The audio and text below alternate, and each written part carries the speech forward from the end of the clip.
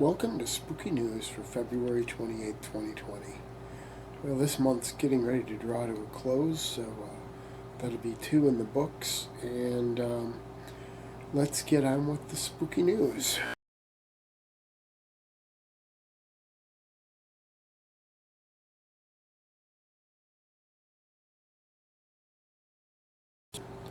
Always remember, Spooky Ventures, and particularly Spooky News, is supposed to be interactive.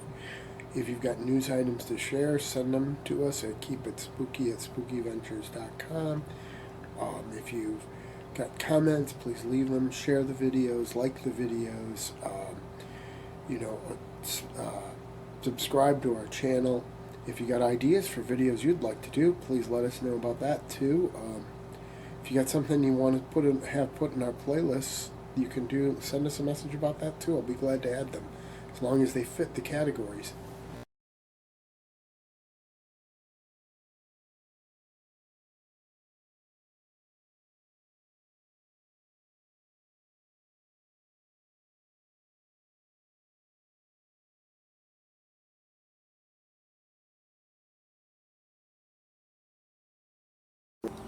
You'll often hear about hauntings in one building or another building or whatever, a graveyard, but an entire town? Well, that's supposedly the case with a town called Merrill, Michigan, and it's being featured in the first episode of a new series on Travel Channel. But there's a cool article about the whole haunting of the town. Now, when I say town, don't expect a huge city. This has a population of a little over 700 people. So, but in any event, I'll be sharing the article, and the episode's coming up. So have a look at the article and check out the episode when it airs.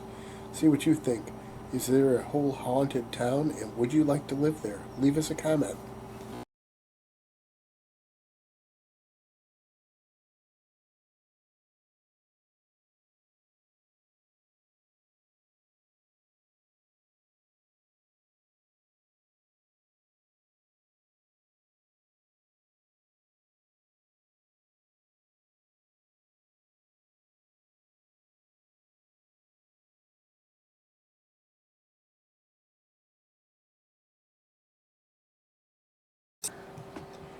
At the end of March, there are a couple dates where you can go spend the night at the site of the original Texas Chainsaw Massacre movie. It's in Kingsland, Texas. They say there are only so many slots available, so you probably want to reserve quickly. I'm going to include the article, and I believe I'll be able to get the link for where you can sign up. But yeah, this is where they filmed the original Texas Chainsaw Massacre, so it ought to look pretty familiar, and you can spend the night there.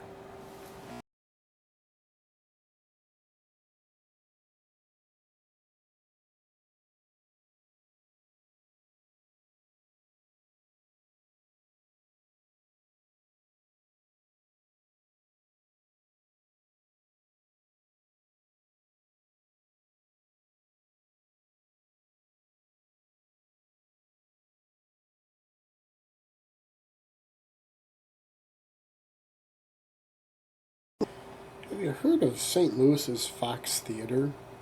I think, if I remember right, I saw something on the Travel Channel, one of their little creepiest places or whatever shows about it. But in any event, there's a new article that has just come out about the theater and its supposedly haunted history, and there's some video with the thing. It's from one of the local news affiliates, or well, one of the local network affiliates there, and there's apparently a hissing ghost and lots of other experiences people have had. It's supposedly pretty notoriously haunted. So I'll share the article about that, and you can have a look. And if you're planning a trip to St. Louis, maybe you can get in on going to the Fox Theater.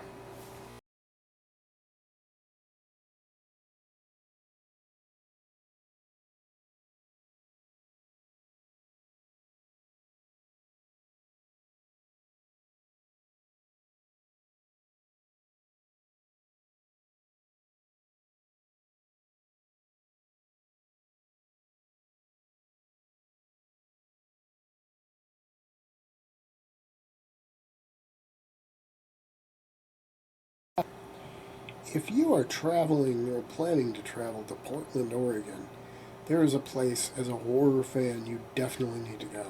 That's the Lovecraft Bar. It's a complete horror-themed bar, and there's some photos of it in the article I'm going to share. Have a look. It looks just so cool.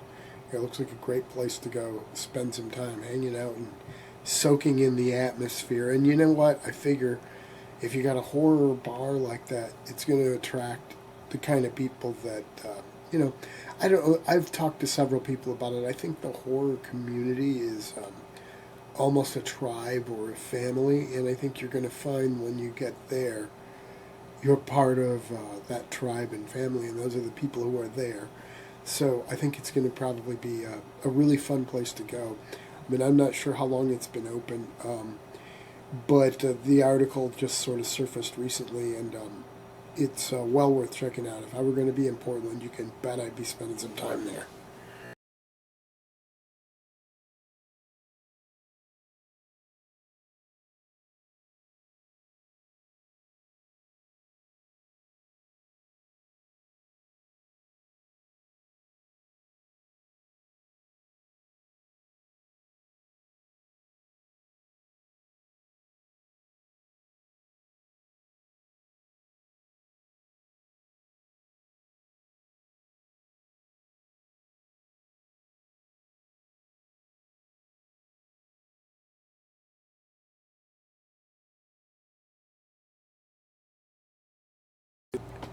For all you gamers who love the Halloween and spooky season, there's a new video game getting ready to come out called Spooky Jack. Well, when I say getting ready to come out, it's supposed to come out in the fourth quarter, so around time for Halloween. But there's some little clips and stuff released that look great. The picture looks great that I saw. So it should be a fun looking little game anyway. I don't know how it'll play, but it looks pretty cool to me.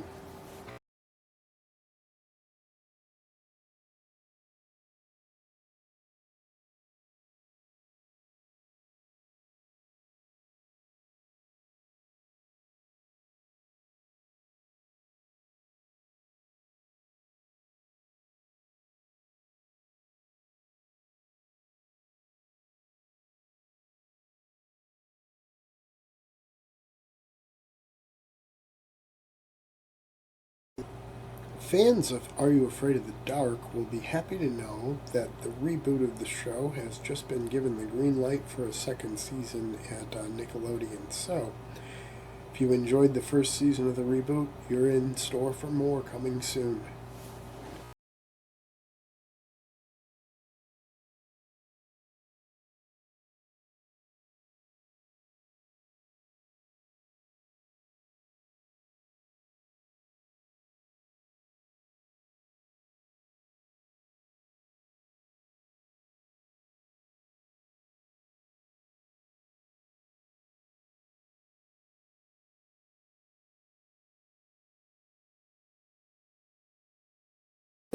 You know, A Color Out of Space, or just Color Out of Space, actually, I believe is the title of the movie, has been getting a lot of press, but it's not the only cool Lovecraftian project out there. There's another one called The Deep Ones from Chad Ferrin, and there's some photos, still photos, been released. It looks pretty darn creepy too. According to the article I read, it's going to be sort of a take on Rosemary's Baby, but set within the Lovecraftian universe, and it sounds like in some ways it does what Color Out of Space does, which is modernize and sort of bring into this world the horrors of Lovecraft while still staying true to a lot of the themes of the original story and uh, the whole mythos. So I'm really, really looking forward to this one too. It should be cool. It may not be getting all the press yet, but I hope it will catch as much press as Color Out of Space and be something for everybody to watch out for.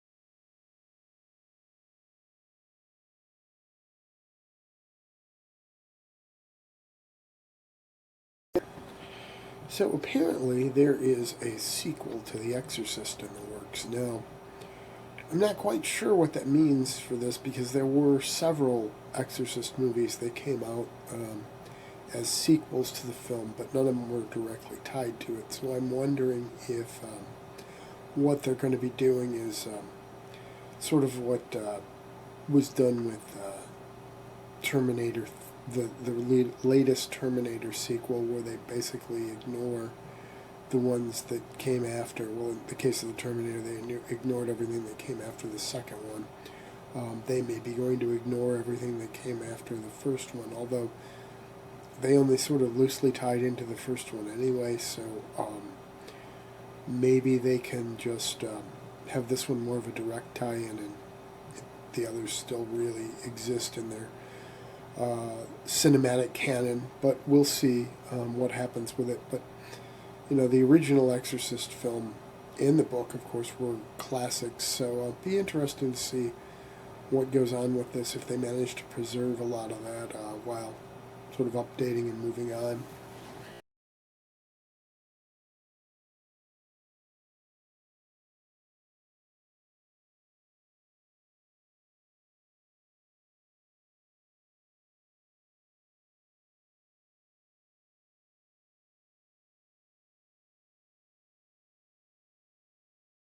There's a new list that has surfaced of 10 Lovecraftian films. Now, I've noticed, I mean, anybody who knows anything about my history and stuff knows I'm a big Lovecraft fan, and so I'm pretty well steeped in the Lovecraftian sort of fandom. Um, Even my first book published was about Lovecraftian music, so I'm kind of somewhat deep into that whole fandom and know a lot of people. And I've found that there's a lot of differing opinion about what is Lovecraftian and what isn't. And you can clearly see it in this list of movies, and one is a TV series. Um, Personally, I don't think everything in their list is Lovecraftian. For instance, they call Alien Lovecraftian. I don't really know if I buy that.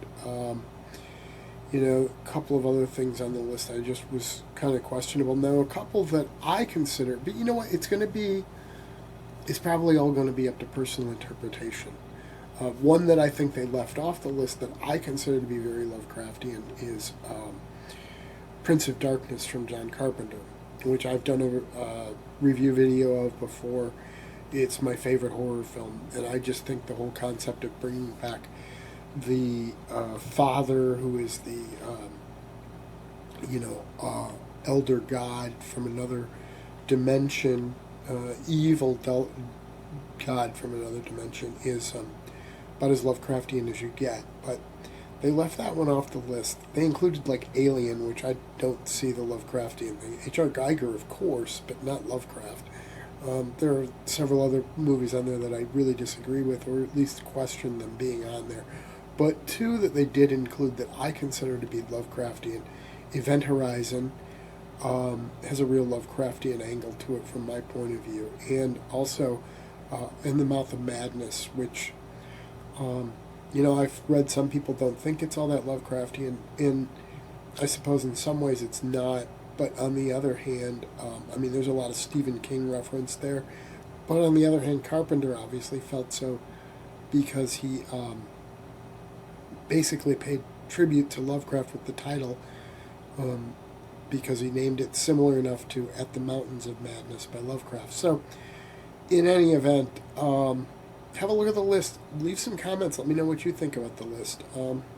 It's interesting whether you agree with it or not. Sometimes the most interesting lists are the ones you don't necessarily agree with, because they allow you to think and to look outside your own particular biases and thought patterns and stuff. So have a look.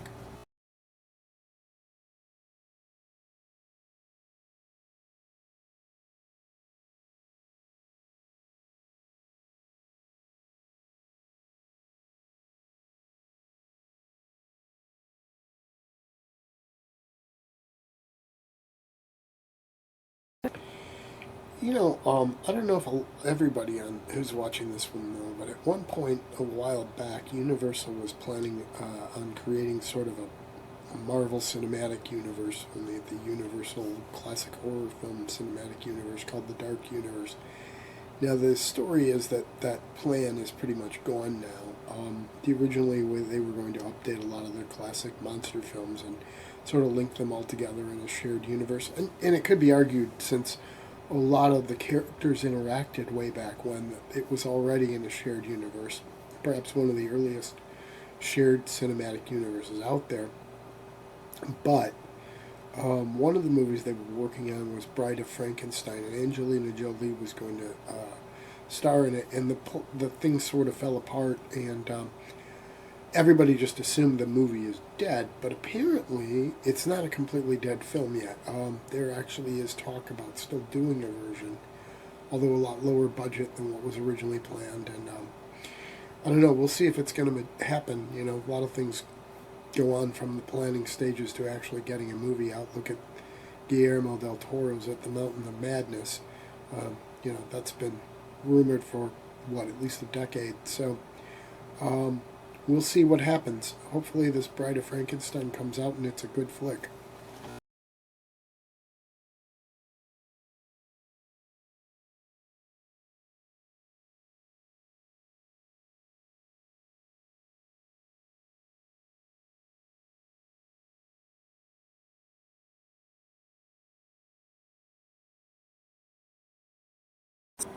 There's a meme that circulates every once in a while that says, why are only old creepy houses haunted? Why not a apartment? And well, actually, I think that one says something like a new studio apartment or whatever. But there's a new article that just came out that lists, and I love lists.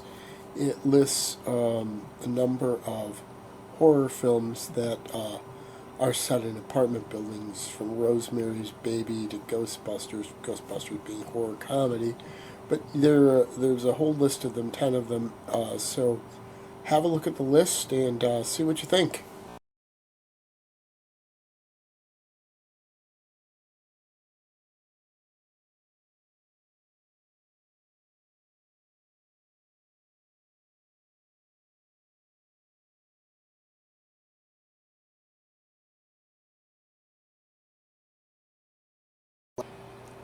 I know a lot of people like to complain about reboots and remakes and whatever. I guess remake and reboot are kind of the same thing, but and all the sequels that come out. But sometimes there's some good stuff that come out in those things. Just like any movies, you can have good ones and you can have bad ones. The Screen Rant has a new list, the 5 upcoming horror reboots that could be great, and 4 that would probably fail. Um, we'll see whether their predictions are right. They talk about Nightmare on Elm Street and The Invisible Man, which of course I will be mentioning later, opens this today, and see what their predictions are for what's going to be great and what's going to fail, and see when they're actually released what you think. See how it actually turns out. It's kind of one of those. I always like to watch how sports analysts do on their predictions, and usually, I don't know, there's a local one who tends to be wrong probably more often from what I've seen than he's right, but he only ever talks usually about when he's right, so it looks like he's on the money all the time, whereas he's actually missing probably better than 50% of them. But it would be interesting to see how this list plays out and how whether these guys called them or not. We'll see.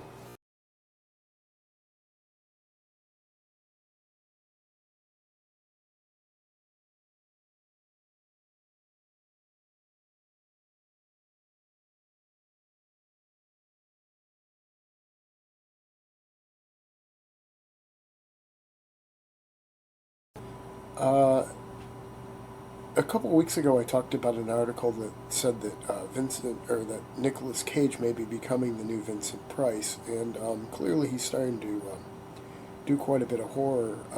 Color Out of Space just came out last week. Watch for my review this coming week. I'll be doing one.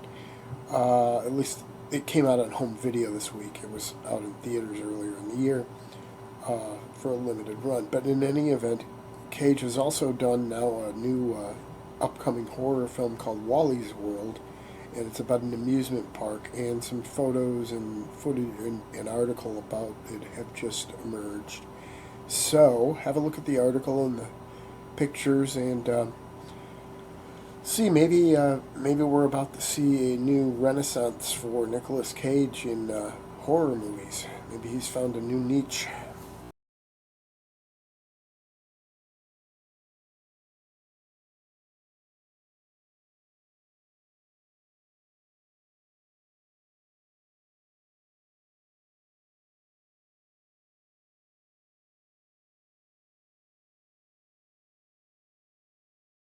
I'm sure you guys know how much I like lists. Well, Screen Rant has a cool one.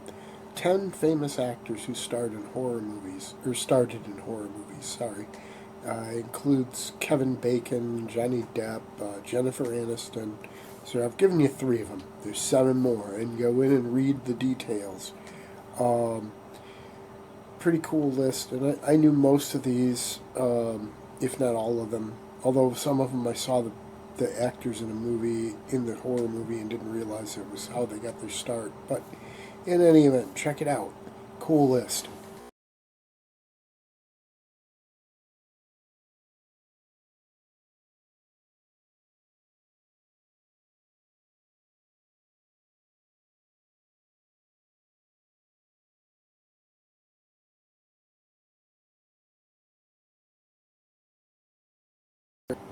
There's a new list out of horror films that are based on true events that a lot of people don't know about.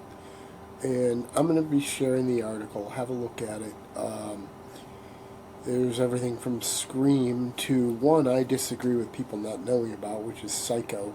I mean, and that's kind of a loosely based thing. I mean, yeah, the original book Psycho was very much based on Ed Gein, but clearly it's a very different story than his story. And actually, just about every single slasher film ever since was based to some degree on him, or at least it's based on Psycho, so it's indirectly based on him. So, that one's kind of a questionable one from my point of view, or at least a questionable one of people not knowing about it. But have a look at the list and see what you think. Let us know if there were any there that surprised you.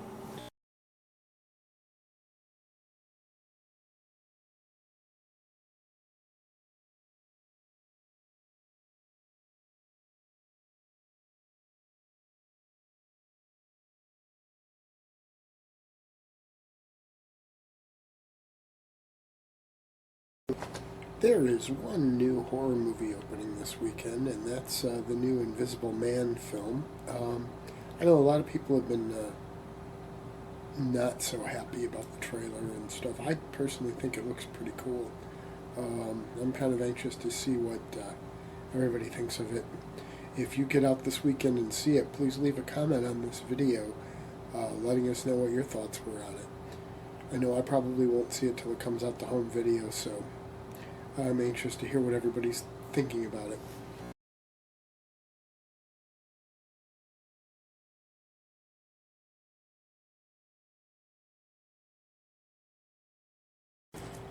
And that's a wrap for this edition of Spooky News.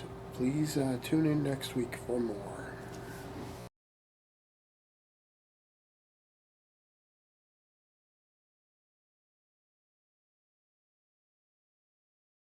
Spooky Ventures is the home for spooky content and spooky merchandise on the web. Check it out today at spookyventures.com. And remember, always keep it spooky.